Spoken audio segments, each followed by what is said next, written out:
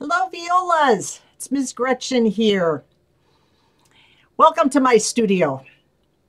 Today we're going to take a look at the key E flat major. So if you look down at the bottom there at the key signature, you can see that it has three flats. That's B flat, E flat, and A flat. From my standpoint, for what we're used to, if this is the first time you've seen a key signature like this, we have two issues to deal with. One is we need to deal with the flats. The other one is that we need to deal with the fact that we don't have any sharps anymore. So let's look first at how we would get rid of the sharps. And now we're going to make sure we have naturals. So for instance, on my D string, I would normally have a high 2, and that would get me an F sharp.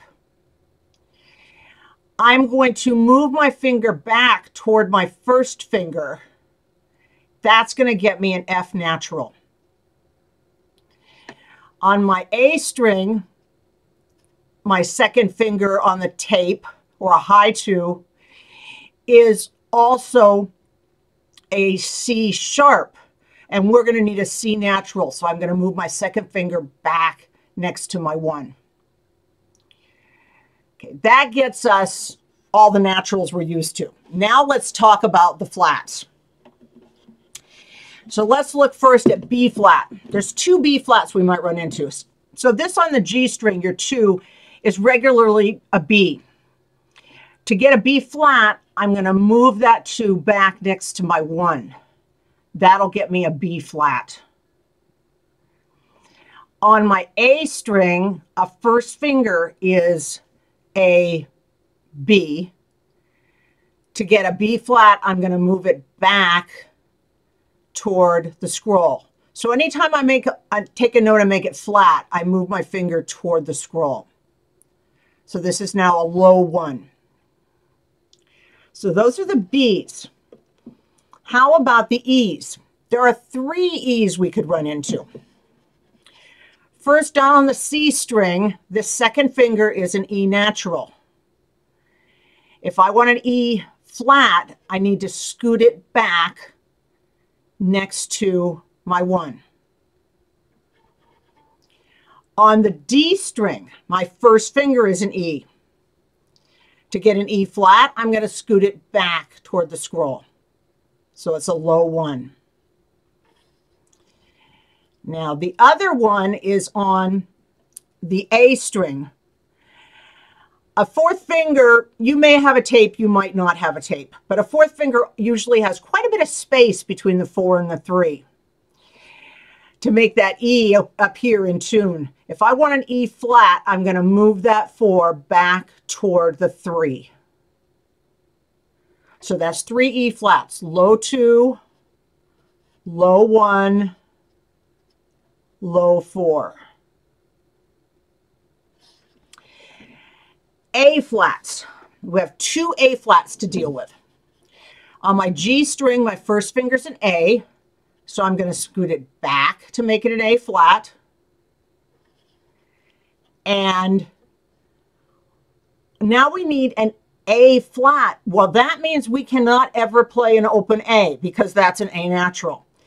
So I'm looking at the other fingering for an A, which is a 4 on the D string. And then I'm going to scoot that back to be a low 4 right next to the 3. So A flats are a low 1 and a low 4. Now let's take a look at the finger chart that's up above there. The 3 red lines are the 3 tapes, 1, 2, and 3.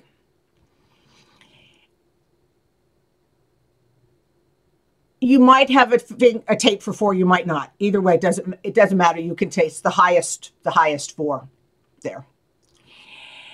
And so let's take a look here. We're going to take a look first at the low 1 there, the one back from the regular 1. So here's my regular 1, and I scoot it back. Look at 3 of the strings all have low 1s to be in this key. I've got an A flat on the G string, an E flat on the D string, and a B flat on the A string. The only regular one that I still have is the one on the C string. Now, here's another interesting thing is, look at the next line there. All of those twos are all low twos. The E flat, the B flat, the F, and the C are all low twos. Interesting that two of those are flat notes and two of them are natural notes, and then they're in the same place. Nothing is on the second finger tape. No high twos at all. Third finger, oh, here's the one easy part. All of our third fingers all stay in the same spot. They don't change at all. F, C, G, and D, straight across like they've always been. Now our fourth finger, on the D string and the A string, that fourth finger is going to be right next to the 3. So I have an A flat and an E flat.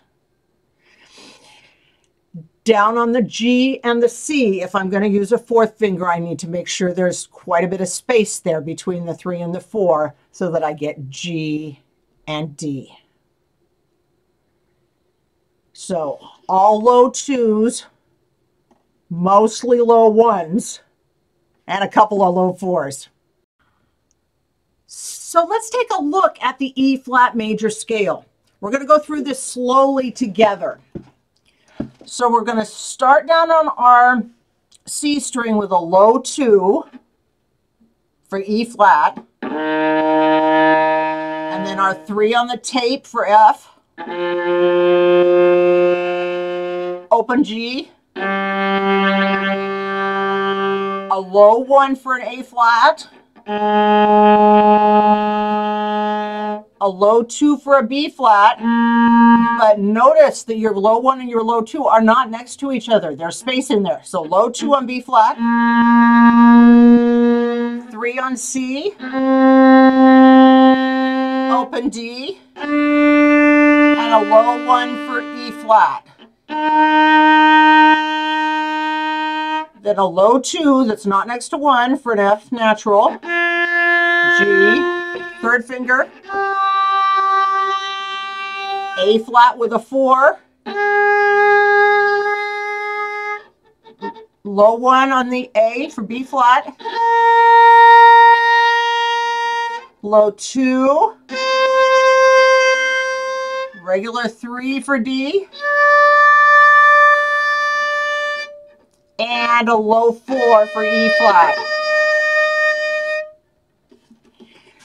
So we just went up that slowly. You could also go back down. If you need the fingers, you can always just, finger numbers, you can always just read backward.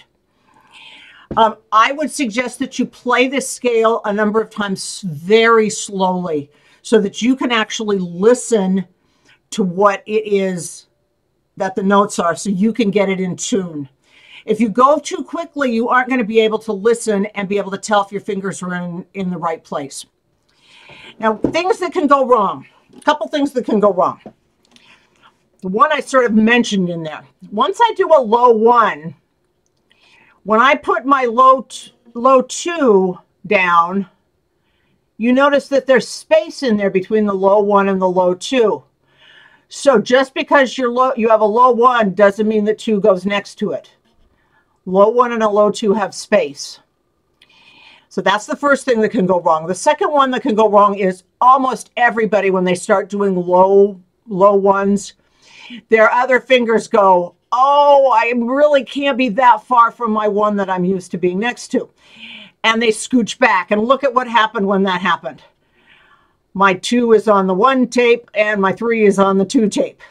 So you have to be very conscious of reaching that 2 up to where it goes and reaching the 3 up to where it goes. That's one of the reasons for doing the scale really slowly, so you can hear that happening. So have fun with this.